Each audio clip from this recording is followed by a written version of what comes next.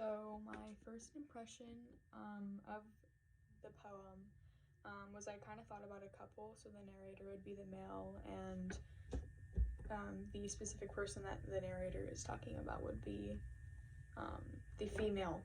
And at first, like when they mention the Doc Martens, I kind of thought of like if you have boots on, it's kind of boots are heavy and like they're weighing you down. So I kind of thought of like maybe this like heaviness is almost like holding this person back, and like because they're wearing these Doc Martens all the time, it's like a part of them. So I kind of thought of like, well, this is the male talking about his significant other's trauma, or whatever is weighing on them, and that's just a part of who they are. And then like the narrator also discussed like obviously his partner's traumas and flaws is how I took it. And then he goes on to say, I didn't know what to do, whether to push him off, offer a cushion, tell you I couldn't see you for your feet, or ask if he had trouble. I kind of thought of that as like him contemplating whether or not he should embrace these flaws and like talk about them in a positive light, or should he tiptoe around them and not mention them at all, in order to respect her. So I kind of like got this whole like just like vibe of like uncertainty throughout the whole poem, and I think that's why the poem is called The Foot Thing, because when you hear like the foot thing, it's kind of like unspecific. It's not specific at all, and if something's not specific, then you're not very like it's not very clear, and that can that directly highlights like kind of like the male's or the narrator's uncertainty with how to handle the person in front of them. And then, did something cause you to change your ideas on the poem? If so, what? So it did. So when I looked at like Doc Martens, I kind of thought of like someone who's young, and then I started thinking, and I was like, well, if someone has their ankles crossed and then polished table, so like it's kind of dumb to put your boots on a polished table, and I kind of thought of like, well, only like a rebellious teenager would be wearing like boots like Doc Martens and then putting their feet up on a polished table. And that's when I kind of like took like my ideas kind of like took a turn, and I kind of thought like, okay, well, this is a rebellious teen, and the person sitting in front of them is one of their parents, because this uncertainty also totally works with parenting too, because maybe this parent wants to allow their teen to be themselves, but they're unsure. They're unsure of, do I criticize you but then possibly hurt you in the process, or do I let you be yourself and embrace your rebellion? So that's kind of like what the whole Doc, after I read it a couple of times, and the whole like Doc Martens thing kind of like threw me off a little bit. So my current interpretation is definitely like the parenting thing, just because I just think it works better. I don't know how to explain it. It just works better with the whole like ankles crossed Doc Martens. When they describe the table as polished, that's when I was kind of like, okay, well, this could be a parent being like, I just polished my table. Like if they polish their table, they have their stuff together.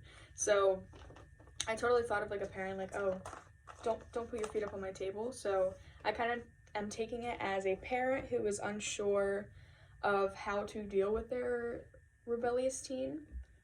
So the uncertainty of like, what are the boundaries that we have between the two of us, and is me like, how far is too far? So am I parenting you too much, as in like, am I parenting you too much to the point where I'm not letting you be yourself, or am I critiquing you too much to the point where I'm not letting you be yourself? So what stood out? So the part where it says, I did the sort of thing I always do. I just set a knife on one side and a fork on the other, as if that were a customary greeting for souls, and kept my face blank. So here I actually don't like this part, just because I don't know what to think about it, actually. I really don't know what to think about it. I set a knife on one side and a fork on the other as if that were a customary greeting for souls. Like, I still, like, I've read this thousands of times and I still don't know how to, like, interpret that. At first, like, when I first thought about, like, it being the couple, I kind of thought that was so, like, a knife and a fork. So you eat with a knife and fork, obviously. And when you're eating a meal, you're indulging yourself in it and you're enjoying that meal. And I kind of thought of, like, okay, well, if the boots symbolize a trauma or flaws within a person, then maybe this person is indulging themselves and enjoying this part of that person, if you know what I mean. And I guess it could go with my current interpretation, like the parent doesn't know whether or not to enjoy this part of them and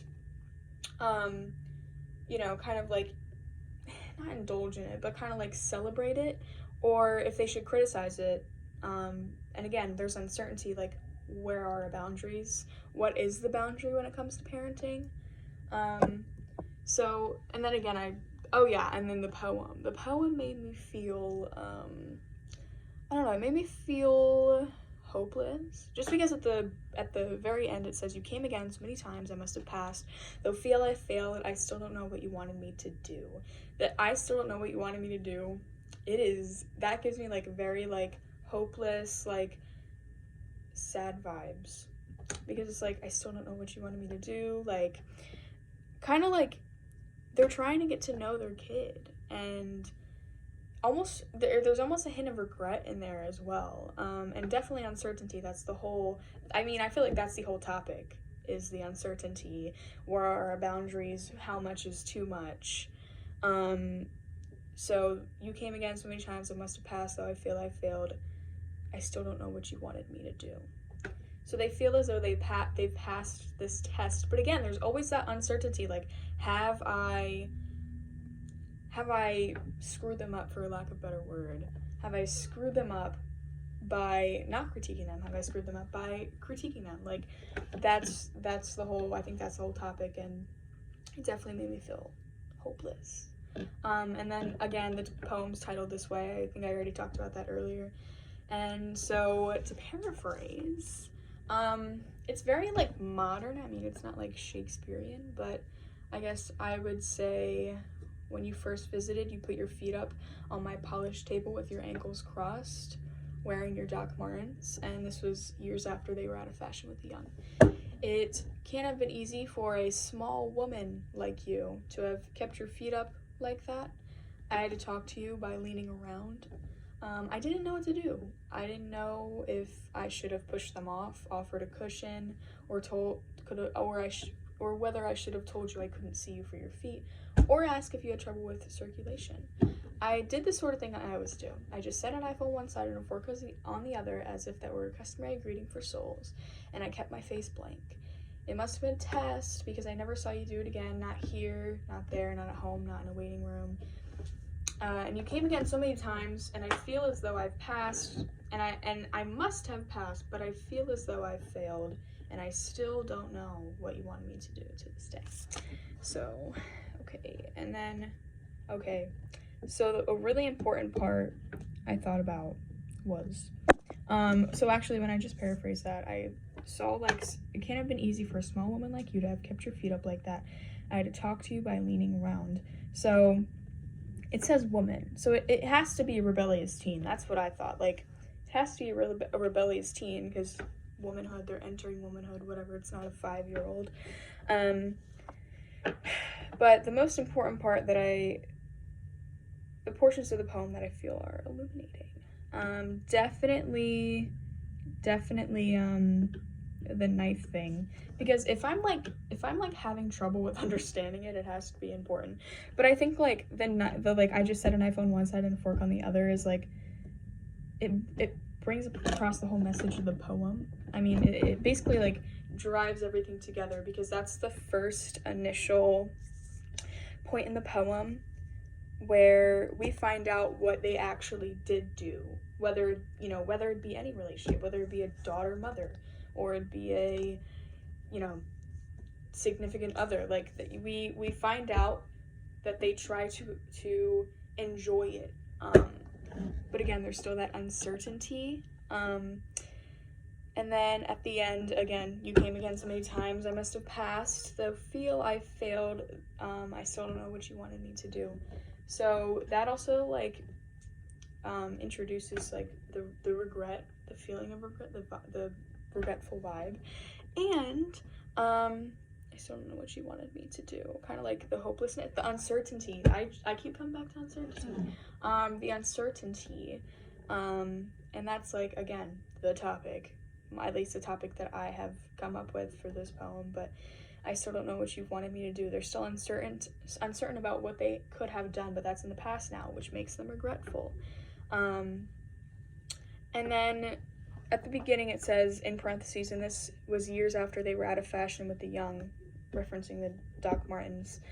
So I kind of interpreted this as, like, they are rebellious because they're wearing something not everybody wears. They're being themselves. They don't care what other people think, what other people are wearing. They don't care about what are the trends. They're simply being themselves by wearing what they want to wear. Hence, the idea that the parent doesn't want to overstep any boundaries when it comes to letting the child be themselves. And then I imagine the speaker as a parent who is hopeless, doesn't know what to do, is uncertain. I actually did think about a mom, perhaps, and that's how I imagine the speaker. The speaker is a parent, uncertain of what to do, regretful, kind of, you know, in a dead end, not knowing what to do. And then, what do you feel the central meaning is? I think the central meaning is that, like, nobody's perfect, and, like, life is just such a complex thing that, like, you never know what your boundaries are. You never know, like, where the line is crossed. And again, uncertainty. That's basically, like, I just feel like that's the central meaning, is that, like, life is uncertain, but, like, that's what makes it life. That's what makes it, like, the human experience, is not knowing what to do. And even if it traumatizes us, even if it doesn't, like, we all have trauma, and we all have things that bothered us, but that's also what makes it us. So